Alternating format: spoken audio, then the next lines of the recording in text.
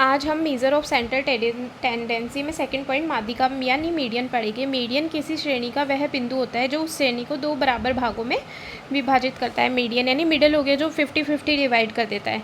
गुणात्मक समंकों में माध्य ज्ञात करने के लिए माध्यिका का उपयोग किया जाता है। जबकि एम क्या होता है, जब हम सभी संख्याओं को समान महत्व देते हैं तो एम, जबकि मीडियन ज्ञात करते हैं जब गुणात्मक समंक दिए हुए होते हैं। और गुणात्मक माप के लिए सबसे उपयुक्त माप क्या हो गई, मीडियन।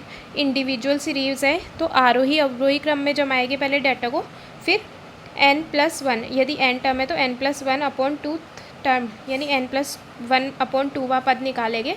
उस पद का जो मान होगा वही हमारी क्या होगी, मीडियन होगी। ये एग्जाम्पल देख सकते हैं हम।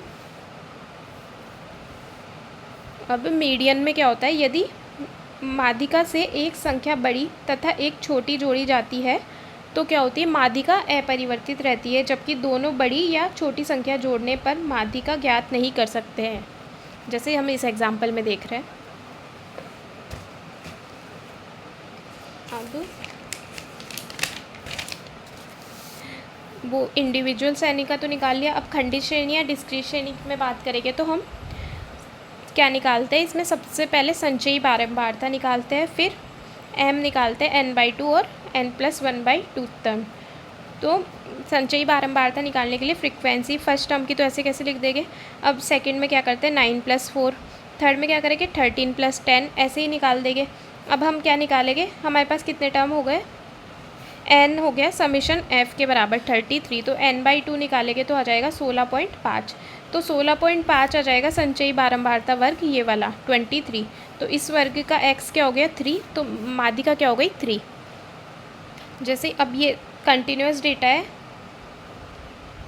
तो इसके अंदर देखेंगे तो हम क्या निकालेंगे n/2, तो वो हो गया 16.5। और माध्यिका का एक फॉर्मूला होएगा सतत श्रेणी में, m बराबर l + n/2 - CF/f × I। तो l तो क्या हो गई यहाँ पर, l तो हो गई जो हमने ये लिया है ना माध्यिका वर्ग, CF से माध्यिका वर्ग निकाला है, उसकी जो लोअर लिमिट हो जाएगी वो l हो जाएगी। n/2 हम फाइंड आउट कर ही रहे हैं, और CF हो जाएगी जो भी हम माध्यिका वर्ग है ये वाला, उसके ऊपर वाले वर्ग की जो संचयी बारंबारता होगी वो CF हो जाएगी। फ्रीक्वेंसी हो जाएगी जो ये वर्ग है उसकी जो फ्रीक्वेंसी होगी वो F हो जाएगी, और I हो जाएगी इसका अंतराल। इस फॉर्मूले के यूज़ से हम यहाँ से ये डेटा निकाल के माध्यिका निकाल सकते हैं।